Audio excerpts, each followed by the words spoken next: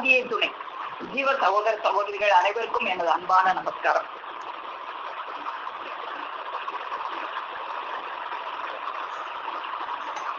நாம நம்முடைய ஜீவ சகோதர சகோதரிகள் அவங்க ஒவ்வொருத்தருக்கும் அவங்களுடைய உள்ளத்துல எழுகிற வினாவை பற்றி நம்முடைய தெய்வமார்கள் திருவாய் மொழி மூலமாக அந்த விடையை அறிந்து நம்ம பகிர்ந்து கொண்டு கொண்டிருக்கிறோம். அந்த வகையில் இன்று நம்முடைய பெருமானவர்கள் நமக்கு அருளி தந்துள்ள ஆதிமை உதயபூரண வேதாந்தம் அறிவு அறி பாடம், அதுல தூல வாழ்க்கையை துச்சமாயெண்ணி சிவ வாழ்க்கையை திடம்பட செய்தல் இருளறு மொழியோ இறை குருவாகும் பொது மொழி பேசுவோர் போலியாம் குறவர் தலை இரண்டு கண் மூன்று தான் மறு பிறப்பே என்று, தலை இரண்டு கண் மூன்று தான் மறுபிறப்பே என்று நம்முடைய பெருமானவர்கள் அருளி தந்துள்ள அந்த தலை இரண்டு கண் மூன்று என்பது பற்றிய அதை பற்றி அறிந்து கொள்வதற்காக நம்முடைய ஜீவ சகோதரர் சாலை சிவபதன் அண்ணா அவர்கள் கேட்டாங்க. இந்த தலை இரண்டு கண் மூன்று என்பது பற்றி அதுதான் மறுபிறப்பு என்று நம்முடைய தெய்வம் அவர்கள் அருள் செஞ்சிருக்காங்க. இந்த திருவடிகள் பற்றி தான் நாம இன்னைக்கு பார்க்க போறோம். இதை பற்றி அண்ணா அவங்க கேட்டாங்க. தலை இரண்டு கண் மூன்று தான் மறுபிறப்பே, அதை பற்றி நாம நம்முடைய சபையில பேசணும் அப்படிங்கிறதாக அண்ணா கேட்டுக்கிட்டாங்க. அதனால இன்னைக்கு நாம இந்த தலை இரண்டு கண் மூன்று எப்படியாக இந்த தலை இரண்டாகிறது, கண் மூன்றாகிறது, அது எப்படி மறுபிறப்பாகிறது என்பது பற்றியெல்லாம் நம்முடைய தெய்வம் அவர்களுடைய திருவாயுரை மூலமாக நாம் பார்ப்போம்.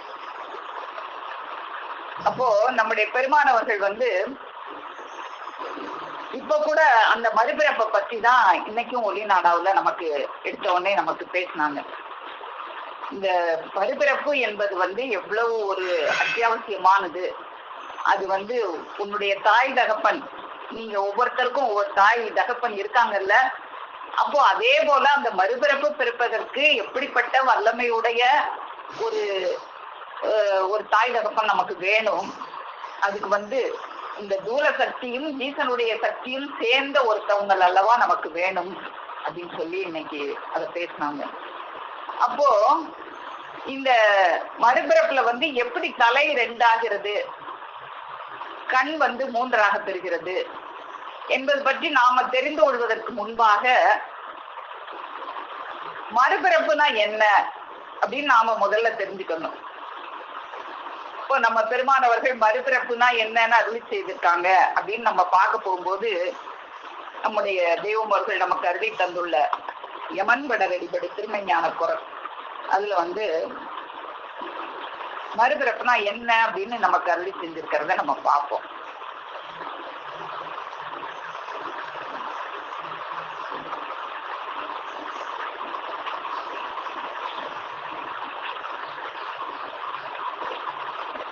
பக்கம் 247 திருமஞான குரல்ல உன் அறிவு முதலாகிய உன் அகக்கருவிகளை ஒன்று ஒன்றாக மாற்றி வைப்பதுவே மறுபிறப்பு.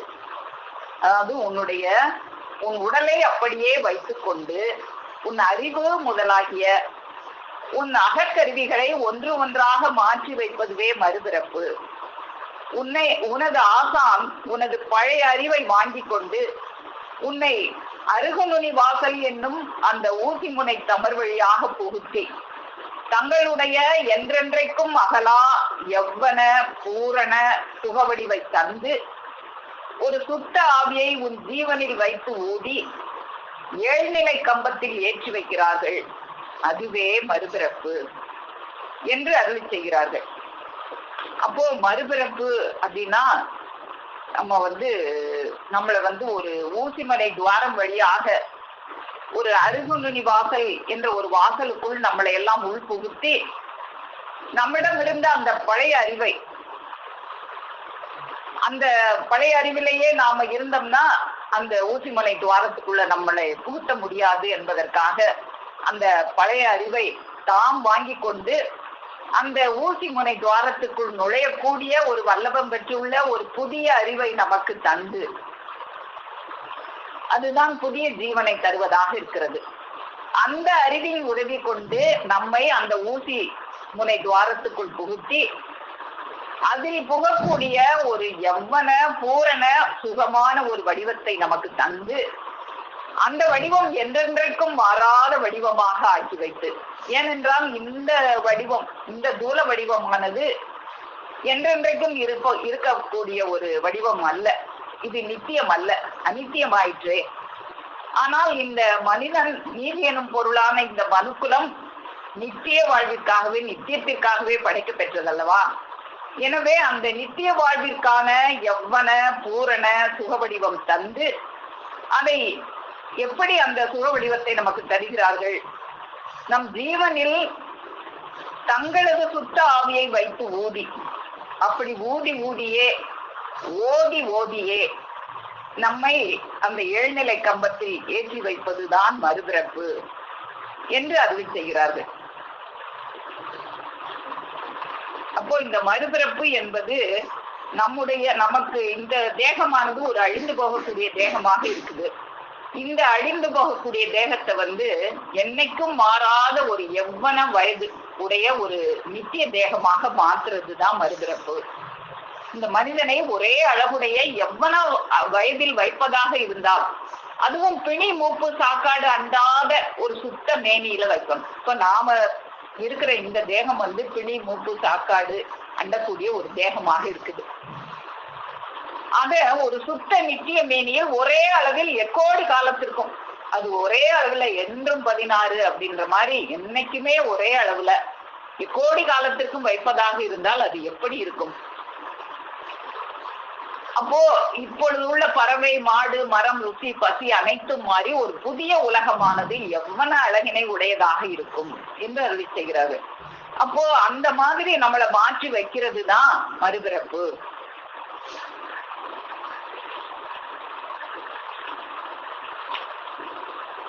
அப்போ இதுல நமக்கு என்ன சொல்றாங்க? இந்த உடலை மாற்றுவதல்ல, இந்த உடலை அப்படியே வைத்துக்கொண்டு இந்த புறக்கருவிகள் எல்லாம் அப்படியே தான் இருக்கும். ஆனால் இந்த அகக்கருவிகள் எல்லாம் இப்படி எவ்வளவுடையதாக அது மாற்றப்பெறுகிறது.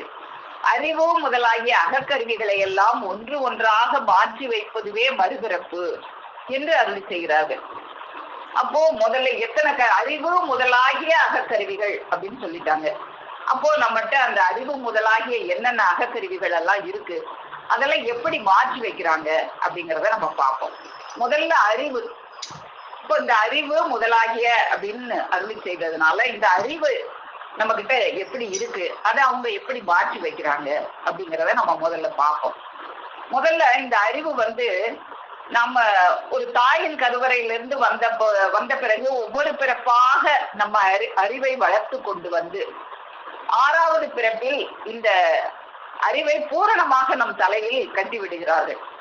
இப்போ தெய்வம் அறிவை வளர்க்கிறேன்னு சொல்றானே, அதை பார்த்தானா இவன்? ஒரு குழந்தையே பார்க்கல, அப்புறம் அந்த குழந்தைய எப்படி வளர்க்க முடியும்?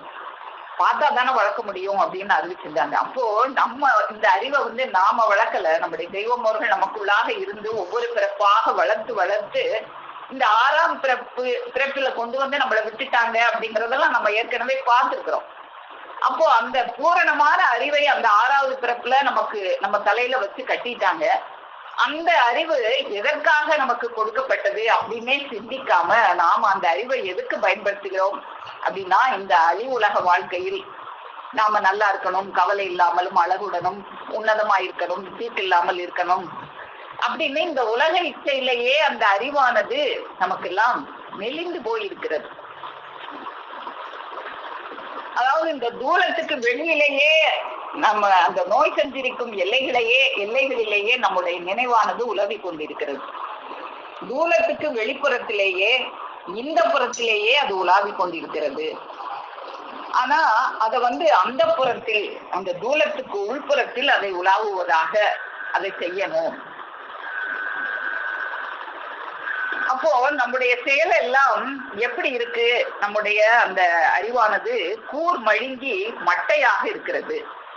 அது மெலிஞ்சு போனதாக இருக்கிறது. பிரகாசம் இல்லாது இருண்டு போனதாக இருக்கிறது. நம்முடைய செயலெல்லாம் அறிவின் செயலாக இல்லாமல் அது மனதின் செயலாக இருக்கிறது.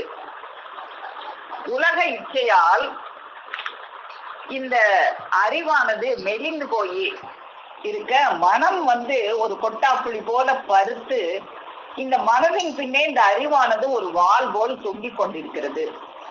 இப்படித்தான் நம்முடைய அறிவு என்பதே தன்னுடைய செயலை இழந்து மனமாக மாறி போயிருக்கிறது. இந்த மனதைத்தான் அறிவு என்று எண்ணி ஏமாந்தவனாக நாமெல்லாம் இருந்து கொண்டிருக்கிறோம். இப்படி இந்த மனமாக மாறி போய் கிடக்கிறது அறிவானது அப்படின்னு பார்த்தோம். அப்போ இப்படி மாறி போய் கிடக்கிற இந்த அறிவை மாற்றணும். இப்போ இந்த மறுபிறப்பு என்றால் அறிவு முதலாகிய அகக்கருவிகளை ஒன்று ஒன்றாக மாற்றி வைப்பதுதான் மறுபிறப்புன்னு பார்த்தோம். அப்போ இந்த அறிவு மாற்றி வைக்க வேண்டிய ஒன்றாக இருக்கு. அது பிரகாசமானதாக இருக்கணும். ஆனா அது பிரகாசம் இல்லாம கூர் மழுங்கி போய் இருக்கு. அப்போ அதையும் மாற்றணும். அதை எப்படி மாற்றுறதுன்றத அப்புறம் பார்ப்போம். அப்புறம் இன்னும் வேற என்ன அகக்கருவிகளை மாற்ற வேண்டிய கருவிகளாக இருக்கு அப்படிங்கிறதையும் நம்ம பார்ப்போம். வேற என்னென்ன கருவிகள் எல்லாம் இப்படி மழுங்கி போயிருக்குது அப்படின்னா, அதுக்கு நம்ம நம்முடைய தெய்வமார்கள் வேதத்தாய் மான்மியத்துல நமக்கு சொல்லுவாங்க, செய்தலை செவிகண் வாயும் தீக்குண பேழை எங்கும். அப்போ இந்த தலை, செவி, கண், வாய் இந்த கருவிகளும் தீக்குண பிழையாக இருக்கிறது. இப்போ இதுவும் மாற்றக்கூடிய ஒன்றாக இருக்கிறது. முதல்ல நம்ம அறிவு நமக்கு கொடுத்த அறிவை எப்படி நம்ம மனமாக மாற்றி வச்சிருக்கிறோம் அப்படின்னு பார்த்தோம். இப்ப செய்தலை, செவி, கண், வாய் இதை நாம எப்படி எல்லாம் மாற்றி கெடுத்து வச்சிருக்கிறோம் அப்படிங்கிறத நம்ம பார்ப்போம். இப்போ இந்த உன்னதமான மனித தலை என்ன உன்னதத்துக்காக படைக்கப்பட்டது, அதை எப்படி மாறி போய் இருக்கிறது அப்படிங்கிறத நாம முதல்ல பார்ப்போம். இந்த மனித தலையினுடைய தரம், லட்சணம், எவ்வனம் என்னவென்றே தெரியாமல் இந்த என்சான் உடம்புக்கு பிரதானமான இந்த தலையை நாம வறுமையில் ஆக்கிவிட்டோம். வான் திறக்க வந்த இந்த தலையை புகைத்தலை பேயினங்களாக ஆக்கியே தீர்வேன், என்ன பந்தயம் என்று சொல்லுவது போல இப்பவே இதோ பார் என்று வாயிலே கொல்லியை வைத்து இந்த தலை சாமான்களை எல்லாம் எரித்து கரியாக்கிவிட்டு மறுவேளை பார்க்கிறேன் பார் என்று சமத்து கூறி தலை கருக புகை சூழச் செய்து தன்னைத்தானே சின்னாபின்னம் பண்ணி கொள்ளுகிறவர்களாக இருக்கிறோம். யமனை அடிமையாக வைத்திருக்க வேண்டிய யமனை எஜமானனாக ஆக்கி கொண்டிருக்கிறோம். அப்போ இப்போ அறிவையும் கெடுத்து வச்சாச்சு, இந்த தலையையும் கெடுத்து வச்சாச்சு. அதுக்கடுத்து செய்தலை, செவி, கண், வாய். இந்த செவி, கண், வாய் இந்த கருவிகளும் என்ன அலங்கோலத்திற்கு ஆளாக்கப்பட்டிருக்கிறது அப்படின்னு பார்க்கணும்னா நம்முடைய பெருமானவர்கள் நமக்கு அருளி செய்துள்ள ஞான முறையீடு அந்த பாடலுக்கு நம்ம போவோம். வாய் மனவீட்டி பேய் குடியிருக்கும் பேரறிவாடி மயங்காகும் வாயினில் நாயும் நாசியில் வண்டும் மது செவிதனில் விஷ பாம்பும் ஈயணைந்திடும் கண் இகூலி சந்தீடாம் இப்படி கென்று நீ தெரிந்து பாய்வதி மூனை கார் வழி கண்டு செவ்வே பதி புருவத்திடை அடிக்கி. இப்படியாக இந்த செவியானது ஒரு நல்ல வார்த்தைகளை நுழைய விடாதபடிக்கு ஒரு விஷப்பாம்பை அதுல வச்சு அடைச்சி கொண்டு இருக்குது. கண்ணுடையர் என்பார் கற்றோர், முகத்திரண்டு புண்ணுடையவர் கல்லாதவர் என்ற வள்ளுவர் வாக்கின்படி இந்த புண்ணை போன்ற ஈ அணைந்திடும் கண் என்றால் இந்த ஈயை போன்ற அந்த கண்ணிரண்டை 2 ஈயாக மாற்றி அதை இபிலீசன் குடியிருக்கிற வீடாக மாற்றி விட்டோம். அடுத்து வாயை வீண் பேச்சுக்கான வாயாக, அது வீண் பேச்சுக்குரிய ஒரு வாயை வீண் பேச்சுக்குரிய வாயாக, நாய் போல குறைத்து கொண்டிருக்கும் ஒரு வாயாக, நாய் குடிகொண்டிருக்கும் ஒரு வாயாக மாற்றிவிட்டோம். அப்போ இப்படியாக இந்த அறிவு முதலான அகக்கருவிகள், அறிவு, செய்தலை, செவி, கண், வாய், இதெல்லாம் எப்படியெல்லாம் நாம கெடுத்து வச்சிருக்கிறோம் அப்படிங்கிறத பார்த்தோம். அப்போ இதெல்லாம் என்ன உன்னதத்திற்காக இந்த மனுவுக்கு இறைவனால் வழங்க பெற்றது? இந்த உலக வாழ்க்கைக்கே இதை பயன்படுத்திட்டு இருக்கோம்னா இதெல்லாம் இல்லாத மிருகங்களும் இந்த உலக வாழ்க்கையை வாழ்ந்துட்டு தானே இருக்கு. அப்போ அவைகளுக்கெல்லாம் படாத ஒரு உன்னதமான ஒரு கருவிகள்லாம் உனக்கு கொடுக்கப்பட்டிருக்குன்னா அது ஏதோ ஒரு உன்னதமான காரியத்துக்காகத்தானே கொடுக்கப்பட்டிருக்காங்க. அப்போ அந்த உன்னதமான செயல் என்னவாக இருக்கும்? அப்படி அந்த அறிவின் செயல் என்ன அப்படின்னு நம்ம பார்க்கும்போது, இந்த அனித்திய உடலாகிய இந்த கூரை வீட்டை நாம விட்ட பின்னர் ஒரு அழியப்படாத புகழுடம்பாகிய தங்க ரத்தின சிம்மாசனமாகிய ஒரு ஜீவ சிம்மாசனத்தில் ஏற்றி வைக்கத்தான், அதை இந்த தூல உடம்பு இருக்கும் போதே தேடி பெற்றுக்கொள்ளத்தான் இந்த உன்னத அறிவு நமக்கு தரப்பெற்றது. அப்போ இந்த அறிவு இதுக்காக தரப்பட்டது, நாம அதுக்காக பயன்படுத்தல. அடுத்து இந்த தலை எப்படிப்பட்ட உன்னதம் உடையது அப்படின்னு பார்க்கும்போது, இந்த மனித தலையானது ஒரு 7ஆம் பிறப்புடலம் எடுத்து ஒரு நித்திய வாழ்விற்கென்றே படைக்க பெற்ற தலையாக இருக்கிறது. அண்டாண்டங்களையும் காலகாலங்களையும் எட்டி பாய்கின்ற வல்லபமுடைய நினைவு கொண்ட தலையாக இருக்கிறது. வேறு எந்த ஜீவராசிகளுக்கும் இல்லாத வல்லபங்கள் நிறைந்த தலையாக இருக்கிறது. காரண மகாகாரண வல்லபங்கள் எல்லாம் நிறைந்த தலையாக இருக்கிறது. யமன் கண்டு நடுங்கும் பொருட்டே இந்த மனித தலை படைக்க பெற்றது. ஆனா இவன் அதை யமனை பார்த்து நடுங்கிறவனாக மாறி இருக்கிறான். அடுத்து அப்போ இந்த அறிவு எதுக்கு கொடுக்கப்பட்டது, இந்த தலை எப்படி உன்னதமானது அப்படின்னு பார்த்தோம். அடுத்து இந்த செவி, இந்த வாய், இதெல்லாம் எப்படி எந்த உன்னதத்துக்கு படைக்கப்பட்டது அப்படின்னு பார்ப்போம். இந்த செவி இரண்டும் உயிர் துளையாக கொடுக்க பெற்றது, அறிவாகாரத்திற்கான துளையாக கொடுக்க பெற்றது, ஒரு ஜீவதேக வளர்ச்சிக்கு மதியமுதம் அருந்துவதற்காக கொடுக்க பெற்றது, இந்த ஜீவனில் கப்பியுள்ள அழி கரு வழி வரு பிறவி மாசு ஒளிவதற்கான ஒரு அருள் அமுதமாகிய தெய்வ மருந்தை உண்ணக்கூடிய வாயாக இவனுக்கு கொடுக்க பெற்றது, ஒரு ஜீவனை தரிசிக்கும் ஞான கண்ணாக கொடுக்க பெற்றது, தேவ மனம் கமலும் வார்த்தைகளின் மனத்தினை நுகரும் நாசியாக கொடுக்க பெற்றது. அது மட்டுமல்ல, அது ஒரு உணர்வு அறியும் உடலாகவும், அதாவது செவி சுடும் மரணம் எனும் சொல்லினை கேட்ட போதே என்கிற போது செவி சுடுகிறது அல்லவா, அப்ப சுடுகின்ற இந்த உணர்வை இந்த உடல் தானே அறியும். அப்போ அந்த உணர்வை அறியும் உடலாகவும் இந்த செவியானது படைக்கப்பட்டிருக்கிறது. இப்படி கண்ணாகவும் வாயாகவும் நாசியாகவும் இன்னும் இந்த உணர்வறியும் உடலாகவும் படைக்கப்பட்டிருக்கிறது இந்த இரு துளையும், இரு செவித்துளையாகிய உயிர் துளைகள். அடுத்து வாய். இந்த வாயானது எந்த ஜீவராசிகளுக்கும் கொடுக்கப்பெறாத ஒரு ராகரகமான சப்தங்களை உண்டாக்கக்கூடிய வல்லபம் பெற்றதாக இருக்கிறது. ஒரு நம்ம காதுல வாங்குற ஒரு தேவ ரகசிய செயலை பிறரிடம் பேசுவதற்காக அது படைக்க பெற்றது.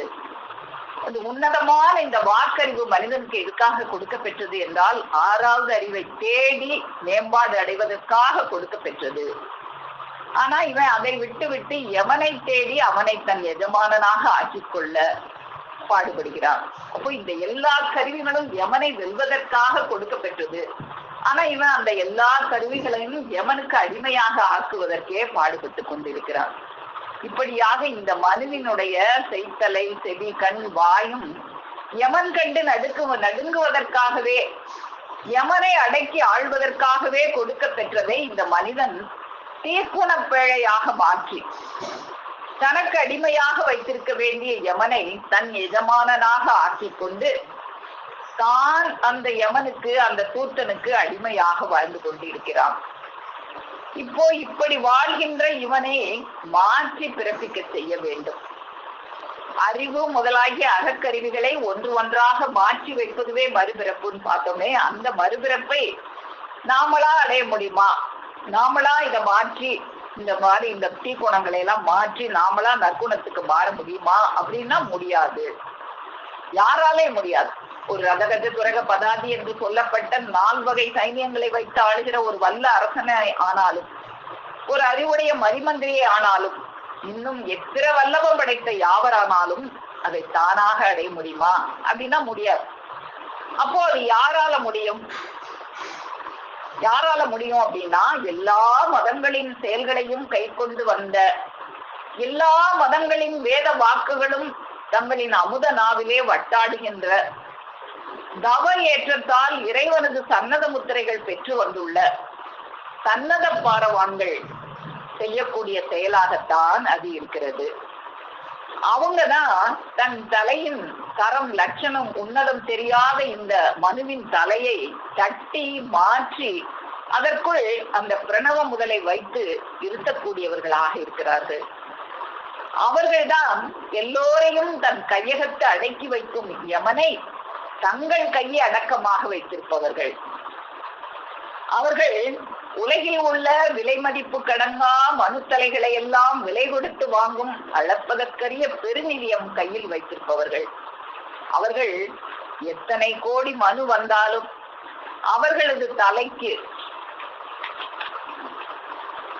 எளிதாக இந்த சாவாவர மெய்யை வாரி வழங்க வல்லவர்களாக இருக்கிறார்கள். அவர்கள்தான் காலமெல்லாம் எழுத்தாக இருந்த காயத்ரியை, பஞ்சாட்சரத்தை, அஷ்டாட்சரத்தை, கலிமாவை ரூபத்தில் நேருக்கு நேர் தரிசனைக்கு கொண்டு வருபவர்களாக இருக்கிறார்கள். அப்போ அவர்களை நாடி அடைந்து அவர்களது இரக்கத்திற்கு பாத்திரமாகும் போதுதான் நாம இந்த மறுபிறப்பை அடைய முடியும்.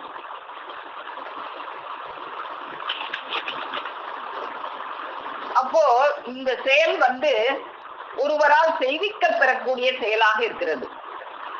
நம்முடைய பெருமானவர்களையும் நம்முடைய பாட்டையர் பிரானவர்கள் இப்படித்தான் செய்வித்தாங்க. அப்போ செய்விக்கிறதுக்கு ஒருத்தவங்க வேணும். நம்முடைய பெருமானவர்களுக்கு பாட்டையர் பிரானவர்கள் கிடைத்தது போல நம் பெருமானவர்கள் கூட முதல்ல இந்த மண்பார பரப்பு கிருமி கோடிகளாகிய செயலில் தான் நான் ஊர்ந்து உழன்று திரிந்து கொண்டிருந்தேன் அப்படின்னு அருள் செய்வாங்க. அப்படி தெரிந்து கொண்டிருந்த அவர்களை இந்த பாட்டையர் பிரான் அவர்கள் அவங்க என்ன சுமந்து கொண்டு வந்தாங்க? பாட்டையர் பிரான் அவர்கள் மதிச்சுமை, மெய்ப்பொருள் சுமைன்னு 2 சுமையை கொண்டு வந்ததாக நம்மளுக்கு மானியத்துல தெய்வம் அவர்கள் அருளி செய்யறாங்க. அதை நம்ம பார்ப்போம். இறக்கி வைக்க இடமின்றிய அன்றியும் 2வது வைக்க இடமின்றிய மெய்ப்பொருள் சுமையும் கைப்படமாறா மதிச்சுமையும் இருவரும் வழுவும் விரிதலை சுமப்ப தருகி தருகி பக்கப்பார்வை நடைவுடனே களைப்பேறி ஏறி அழுத்து தனியே போகின்றேனே. நீ என் களைப்பினை ஆற்ற உனக்குமா இரக்கமது உள்ளத்து இல்லையோ என்று பண்பேறும்படி எண்குணத்தானவர்கள் நினைப்பதாக தங்கள் இதயத்துக்குள்ளே சுருக்கென்று பாய்ந்தோடிற்று அப்படிங்கிறாங்க. அப்போ இவங்களுக்கு அந்த குருபெருமான் அவர்கள் அந்த மதிச்சுமையை கொண்டு அப்படி வரும்போது அவங்களுக்கு தோணுது, இந்த நான் 2 சுமையை நான் இப்படி தூக்கி சுமந்துட்டு போறேனே, இதை இறக்கி வைக்கிறதுக்கு உனக்கும் இறக்கத்துல இல்லையா, உன் மனசுலயும் இறக்கம் இல்லையா அப்படின்னு. அப்படி பின்னாலே சாலை ஏறிய தங்களை குறிவைத்து கவனித்து நீ என்னை கூப்பிடு, நான் தூரமாக போய்விடுவதற்குள்ளே கூப்பிடு என்று மதிவாளை வீசும் நிதிச்சாடை மாமனத்தார் நினைத்து கொண்டே செல்லுகின்றார்கள் என்று திட்டமான தோற்றம் பொட்டன நினைவில் ஊறி ஓர்ந்தோடிற்று. அவங்க கூப்பிடுன்னு சொல்ற மாதிரி இவங்க நினைவுல வருது. அவங்க நினைவுல நம்மளை கூப்பிட மாட்டாங்களா அப்படின்னு அவங்க நினைவுல வருது. இப்படியாக இந்த 2 நினைவும் இணையும் போதுதானே அந்த மறுபிறப்புங்கிற செயல் நடக்கும். அதத்தான் நினைவிலூரிய நினைவில் ஏதன நினைவு கொண்டு பின் இணைவினை போரூர தனிரை நீர்மாலை தண்ணீனை வீசின தனிகை நீர்மாலை தண்ணீனை வீசின நினைவீதென்று தானீவு கொண்டோடிச்சே. அப்ப இப்படியாக அந்த மதிவாடை வீசும். அப்போ மதிக்கு ஒரு மனம் இருக்குது. அப்போ அந்த மதிமணம் வீசுகின்ற அந்த நிதிச்சாடை மாமனத்தார் அவர்கள் அவங்களுடைய நினைவும் நம்முடைய பெருமான் அவர்களுடைய நினைவும் அப்படி இணைந்த காரணத்தினால தானே அந்த மறுபிறப்பு என்கின்ற அந்த செயல் நம் தெய்வம் அவர்களுக்கு நடந்தது. அப்போ இந்த மறுபிறப்பு அப்படின்னு நடக்கிறதுக்கு, மறுபிறப்புங்கிற செயல் நடக்கிறதுக்கு 2 பேர் இணைய வேண்டியதாக இருக்கிறது.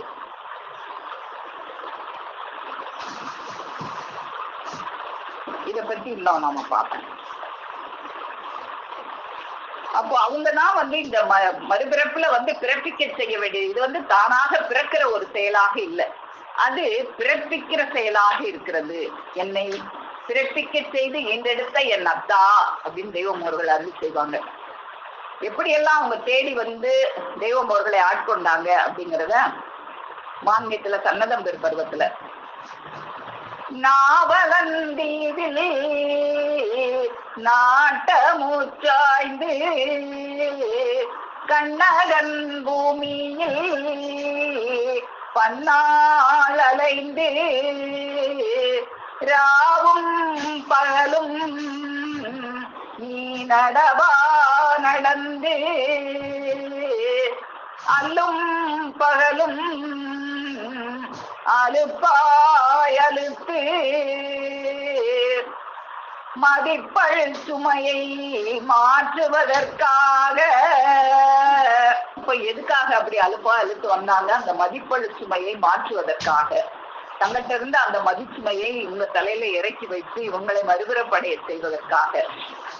தென்பாண்டி நாட்டில் தேடி வந்தாய்ந்து எந்தலை மதிச்சுமை ஏற்றவென்றன் சிட்டை பிடித்த தேவாதி தேவா என் கொண்டையை பிடித்த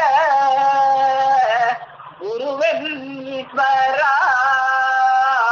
அப்போ நம்ம கொண்டையை, நம்முடைய தலையை பிடிக்கிறதுக்கு ஒரு குருபெருமான் வேணும். அப்போ இந்த மறுபிறப்பு பிறக்க இந்த கொண்டை ஒண்ணு வேணும், அதை பிடிக்கிற ஒரு தலை வேணும். அப்போ 2 தலை வேணும். உன்னை வாவா என்று வருந்தினோன் அலனே உன்பாடே பாடு என்பாடு என்று புகுந்திருந்தேனை பண்பாடு காட்டி பதித்தனக்கு வைத்த பாட்டாளா பரந்தாமா. நின்பாடு சொல்ல இளம்பாடு சாயும் உன்பாடு ஓத உலகிடம் கொள்ளா. நீ தேடி அலைந்த நெடுநாள் நெடுமாலே நான் ஓடி ஓடி நுழைந்து கொண்டிருந்த கொங்கு தேசத்தின் குடிபதி ஒருவனாய் ஆதி விதிவழி அறியா பருவத்தில் அங்கே தங்கி ஊடி விதிப்பயன் வரும் வழி அறியா வயதில் அங்கிருந்தே திங்களூர் நாட்டில் சேவடி தேடி வருகுதென்றறியா வாசமாயிருந்தே. இப்படி திங்களூர் நாட்டுல இந்த சேவடி என்னை தேடி வரும்னு எனக்கு தெரியாது. இப்போ நமக்கும் அப்படித்தான், நாம தேடியே அலையல. இப்படி ஒரு திருவடி நம்மளை தேடி வரும்னு நமக்கு தெரியாம எத்தனையோ பேருக்கு இது கிடைச்சிருக்கு. வாழ்ந்ததன்பாடு பொருளாசை வீதி இருளாய வழியே என்பாட்டில் ஓடி போய்கொண்டிருந்த என்னை. நம்மளையும் அப்படித்தான் நிறைய பேரு இந்த பொருளாசை வீதி இருளாய வழியில அருள் வழியில நம்ம போகல. அந்த இருளாய வழியில என்பாட்டில் ஓடி போய்கொண்டிருந்த என்னை, அப்படி போய்கொண்டிருந்த நம்மை வந்து கை போடுறாங்க. வரும் வரும் காலமாகிய இளவேனில் வசந்த காலத்தே. அப்போ இது வசந்த காலமாக இருக்கிறதுனால நம்மள வந்து வழிய வந்து அப்படி ஆட்கொள்றாங்க. ஒரு நாள் ஒரு பொழுது இளஞ்சூரிய நேரம் வடக்கே இருந்து வந்து கொண்டிருக்கையில் உன்னை நான் கண்டேன். என்னை நீ பாராதேகி அந்நேரம் என்ன செய்தனையோ யான் உன்னை சேர. இன்னதுதான் நீ செய்தனை என்று இன்னும் அறியேன் இறைவா இறைவா. சாலை வழியிலே சாடையா எனக்கு சைக்கிணை தோட ஓடி நான் வந்து உன் கை பிடித்தே. இப்படி ஓடி வந்து அவங்க கையை பிடிக்கும் போதுதான் இந்த மறுபிறப்பு செயலானது நடக்கிறது. அப்படி அவங்க வரும்போதுதான் என்ன செய்யறாங்க, அவங்க என்னவோ இந்நாள் என் பேர் எடுத்து என் வடிவம் மாற்றி உன் பேர் வைத்து உன் வடிவம் தந்த உத்தம சுத்த உருவிநாயகமே. நம்ம பார்த்தோமே முதல்ல அந்த சுக வடிவம் தர்றது. அப்போ இந்த சுக வடிவம் தர்றதுக்கு இந்த மறுபிறப்பு அடைவதற்கு என்ன தேவையாக இருக்கு அப்படின்னா 2 தலை தேவையாக இருக்கு. தேடுகிற தலை ஒன்னாக இருக்குது. அந்த மதிச்சுமையை சுமந்து கொண்டு வருகிற ஒரு தலை 2 தலையாக இருக்கிறது. இந்த 2 தலையும் இணைகிற அந்த ஒரு வசந்த காலத்துலதான் இந்த மறுபிறப்பானது நடக்கிறது. அப்போ தலை 2 தான் மறுபிறப்பு அப்படிங்கிறதுக்கு நமக்கு வந்து அந்த தேடுகிற ஒரு தலையையும் அந்த அந்த மதிச்சுமையை இறக்கி வைக்கின்ற அந்த மதிச்சுமையை தாங்கி வந்த ஒரு தலையுமாக 2 தலை அது தேவைப்படுகிறது. அதனாலதான் மறுபிறப்படைவதற்கு தலை 2 அப்படின்னு நமக்கு அருளி செய்யறாங்க. அதுக்கப்புறம் வந்து அவர்களுடைய அப்படிப்பட்ட ஒரு பாரவான்களுடைய அன்புக்கு நம்ம பாத்திரமாகும் போதுதான் அவங்க வந்து நமக்கு இந்த சாவாவர மெய்யை வந்து எளிமையாக அவங்க நமக்கு அந்த பஞ்சாட்சரத்தை அஷ்டாட்சரத்தை களிமாவை நேருக்கு நேராக நமக்கு தரிசனைக்கு கொண்டு வரக்கூடியவர்களாக இருக்கிறார்கள். நாம என்ன செய்யணும், அவங்களுடைய அன்புக்கு பாத்திரவானாக நம்ம மாறிக்கொள்ளணும். அவர்களது இரக்கத்தினால்தான் நமக்கு இந்த மறுபிறப்பு என்கின்ற செயல் நமக்கு கிடைக்குமே. நமக்கு அந்த யமன் நமக்கு விலகுவானே தவிர வேறு எந்த ஒரு வழியிலும் அந்த யமனை நாம வெல்ல முடியாது. அவர்கள் தான் தங்கள் இரக்கத்தால் தான் நம்மிடமிருந்து அந்த தீக்குண பேழை எல்லாம் களைந்தெடுத்து அங்கெல்லாம் வலிமைகள் குமுறி நிற்கும் அந்த புது புது கருவிகளை நமக்கெல்லாம் அவர்கள் அந்த புது கருவிகளை நமக்கு அருளி செய்வார்கள். அதை எப்படி அருளி செய்யறாங்க? செய்தலை செவி கண் வாயும் தீக்குண பேழை எங்கும் கைத்தலை மலர்கை வைத்து களைந்தெடு தெரிந்தாங்காங்கு வைத்தனர் புதிதாய் எங்கும் வலிமைகள் குமுறி நிற்க மெய்த்திர வாரி பின்னும் வான்முக தெத்தினாரே.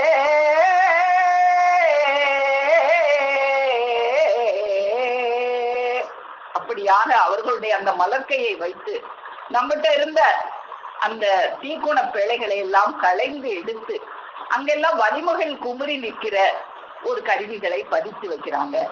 இப்படியான ஒரு செயலேற்றத்தில் தான் இந்த யமபடரை வென்று அதை மிதித்து ஏறி நாம சொர்க்கபதி சென்றடைய முடியும். அப்போ இந்த மறுபிறப்பில் ஆக்க வேண்டிய நம் தலையை அந்த வெகுமதி சுமையை தாங்கிய விரிதலையாகிய பெருமானவர்கள் கையில் ஒப்படைக்கும் போதுதான் இந்த 2 தலையும் சேரும் போதுதான் மறுபிறப்பு பிறப்பிக்க பெறுகிறது. ஆகவே மறுபிறப்பிற்கு தலை 2 தேவைப்படுகிறது. அடுத்து கண் 3, தலை 2 அப்படின்னா என்ன தலை? அப்போ இந்த மறுபிறப்பு செய்விக்க வேண்டிய ஒரு தலை, அந்த செய்யக்கூடிய ஒரு தலை, இந்த 2 தலையும் சேரும் போதுதான் அது மறுபிறப்பாகிறதுன்னு பார்த்தோம். இப்போ கண் 3ன்னு அருளி செய்திருக்காங்களே, அது என்னவாக இருக்கும்? நம் செவியாகிய நம்மகிட்ட செவி 2 இருக்கு. அந்த செவி அவர்களது விஸ்வநாத திருவொலி வசனத்தை தரிசிக்கும் கண்களாக அது ஞான கண்களாக, அறிவு கண்களாக இருக்கும். அப்போ இந்த அறிவு கண்ணாக 2 இருக்கு. அடுத்து அந்த விஸ்வநாத சிலம்பொலி நடன காட்சி காட்டும் கண்ணாக, வாய் திறந்து ஆலம் காட்டும் கண்ணாக, அவர்கள் திரு ஆலவாய் ஒரு கண்ணாகவும் சேர்ந்து 3 கண்ணாக ஆகிறது. இந்த 3 கண்ணும் சேரும் போதுதான் அவர்களுடைய திரு ஆலவாய் என்கின்ற அந்த ஒரு கண்ணும், திரு நடன காட்சி, திரு ஆலவாய் திறந்து காட்டுகின்ற அந்த ஒரு கண்ணும், நம்மிடம் இருக்கிற அந்த 2 ஞான கண்களும் சேர்ந்து அந்த 3 கண்கள் சேரும் போதுதான் அந்த மறுபிறப்பு என்கின்ற செயல் நடைபெறுகிறது. இதைத்தான் நம்முடைய தெய்வ மகள் தேடு ஊடகத்துல கூட சொல்லியிருப்பாங்க. கண்மூன்றுடைய கணக்கூறி மைச்சீரும் தென்பாண்டி நாட்டின் தீடச்சேருக்கும் கண்காட்டி வைத்த சிவபுராண தன்னல் கண்காட்டி வைத்த கவிங்கோடுற்று காணும்படி தோணவென வேணும் மெனவேதன் இலை வெற்றி தோலங்கீடோ திட்டீது பார் தீட்டினை பாரும் பீரவியரே நம்ம தீட்டெழுதும் புள்ளி வாசகம் போல் என்று அந்த கண்மூன்றுடைய கணக்குரிமை சீர் அதை பற்றி தேடு ஊடகத்திலே நமக்கு அருளி செய்யறாங்க. அப்போ இந்த பிரம்மகூடர்கள் தெய்வம் அவர்களை தரிசிக்க அந்த கலைவல்ல மகத்துக்கள்கிட்ட ஒரு வெற்றி சீட்டு பெறுகிறார்கள். அந்த வெற்றி சீட்டுல புள்ளி வைத்து ஆதியே துணை என்று எழுதப்பட்டிருக்கிறது. அப்போ அந்த சீட்டை பார்த்ததும் இவர்கள் மகிழ்வுற்று தமது 2 செவி கண்களும் பெருமானின் வாய் திறந்த ஆழம் காட்டும் கண்ணுமாகிய அந்த 3 கண்களும் இணையப் போவதை எண்ணி கண்மூன்றுடைய கணக்குரிமை சீர் என்றும் இது வெற்றி விளங்கும் சீட்டு என்றும் அவர்கள் பேசுகிறார்கள். எனவே நாமும் நம்முடைய இந்த அடித்தலையை பெருமான் அவர்களது தவத்தலையிடம் நாம ஒப்புவித்து இந்த அடித்தலையை அழியா தலையாக, பவர்த்தலையை தவத்தலையாக, புழுத்தலையை வைரத்தலையாக நாம் மாற்ற பெற்று அந்த மறுபிறப்பு என்று அடைகிறோம். இப்போ இதை அடைவதற்கு தலை 2 ஆகிறது. அது இல்லாம யாராலையும் முடியாது. ஒரு தலையாகவே தனித்திருந்தா இந்த செயல் நடக்கவே முடியாது. அப்புறம் நம்ம 2 ஞான கண்களாகிய உயிர் துளையும் அவர்களது திரு ஆலவாயாம் நடன காட்சி என்ற கண்ணும் அந்த இணைக்க பெற்று கண் 3ஆக பெற்று இந்த தலை 2 கண் 3 என்பதுதான் மறுபிறப்பு. எனவேதான் நம்முடைய பெருமானவர்கள் அந்த அறிவறி பாடத்துல நமக்கு தலை 2 கண் 3 தான் மறுபிறப்பே என்று அருள் செய்திருக்கிறார்கள் என்பதை நான் நம்முடைய தெய்வம் அவர்களுடைய இந்த திருவாயுரை மூலமாக நான் உணர்ந்து தெரிந்து கொண்டதை உங்களிடம் பகிர்ந்து கொண்டேன் என்று கூறி என்னுடைய முற்றுப்பெயரை மேலும் மேலும் முழங்கும் என்று கூறி உங்களிடமிருந்து விடைபெறுகிறேன். நமஸ்காரம்.